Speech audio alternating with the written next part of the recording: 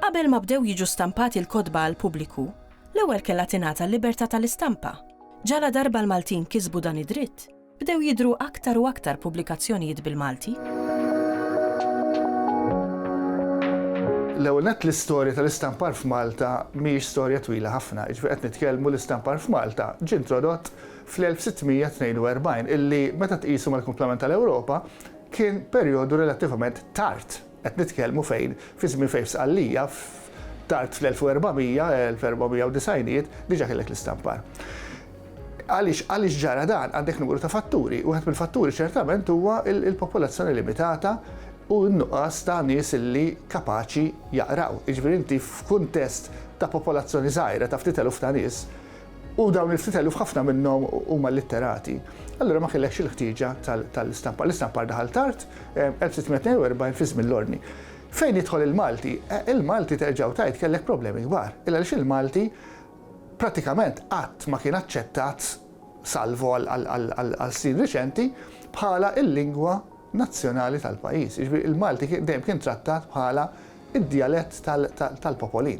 Allura kellek din iċ-ċirkostanza, din ir-realtà illi minħabba fiha il-Malti dam magħha, jiġifieri il-komunikazzjoni stampata bil-Malti damet ħafna ma tasal hemm barra għand il-poplu.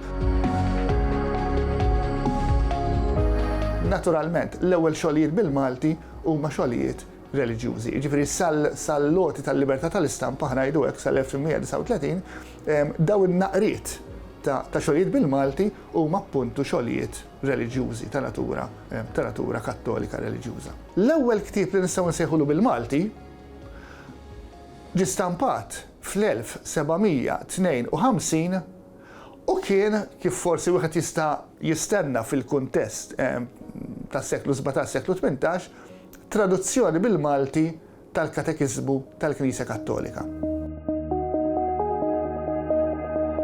Il-libertà tal-istampa għal Malta kienet tfisser żewġ affarijiet essenzjalment.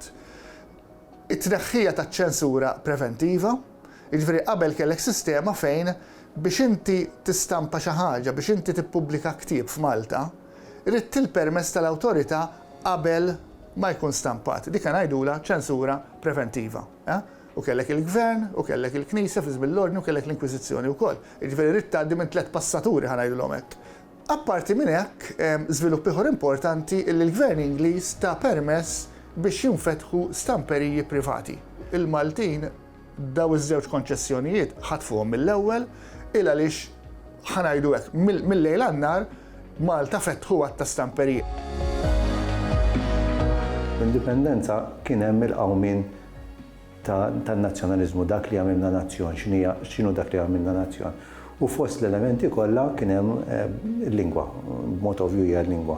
U allura kien hemm splużjoni ta' nies li jridu jikbu, ta' awturi li jridu jikbu bil-Malti u moviment ġdid. Fil-fatt kien iż-żmien li anki twaqqaf il-moviment qawmin letterarju.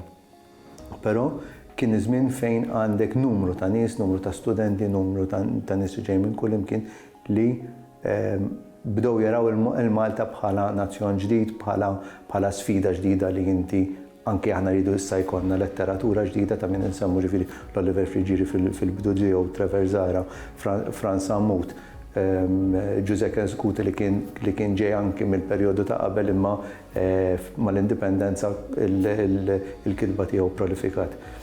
U numru ta' awturi oħra li forsi bħalissa Mario Azzopardi, anke l-Lemizzi huma numru ta' awturi li ħafna minnhom għadhom ma ftit sfortunatament m'għadhomx, imma li nqisuhom bħala anki ġiganti f'dak li għamlu, f'dak li fil-mertu li kisbu. Il-ktieb rrid ukoll juri li issa f'daqqa waħda għandu struttura. Allura bdew jitjiebu l-produzzjonijiet tal-kotba. Bdiet anke tidħol xi kultant xi ftit kulur. Sakemm imbagħad bdejna nimxu mal-passi ta' swieq internazzjonali u ta' produtturi ta' kotba internazzjonali sakemm wasalna sal-ġurnata tal-lum.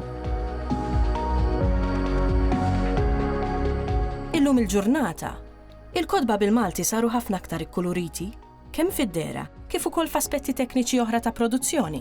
Saqsejna lil mistiedna tagħna dwar il-kwalità tal-pubblikazzjoni llum il-ġurnata. Bla dubju ta' xejn il-produzzjonijiet tal-kodba Maltin ma ngħidx huma tpar fl-opinjoni tiegħi xi kultant anki naqbżu dak li għamlu nies u pubblikaturi f'pajjiżi oħra li huma tal-livell tagħna, ġifieri meta qed nqisu l-pubblikazzjonijiet Maltin ma' pubblikazzjonijiet sqallin jew pubblikazzjonijiet ta' naħa t'isfel ta' Spanja, naħseb għandna produzzjoni tajba.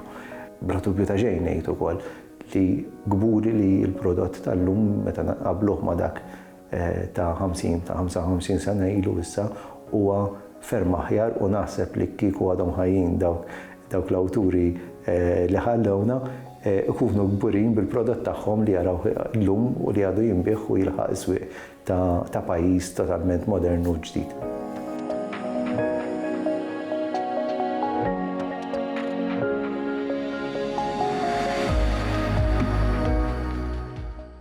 Il-Sinna jixtieq jirringrazzja lill-Kunsill Nazzjonali tal-Ilsien Malti, lid-Dipartiment tal-Malti fil-Fakultà tal-Arti l-Università, lill-Ministeru għall-Edukazzjoni u x-Xogħol u lill-Aġenzija Nazzjonali tal-Litteriżmu.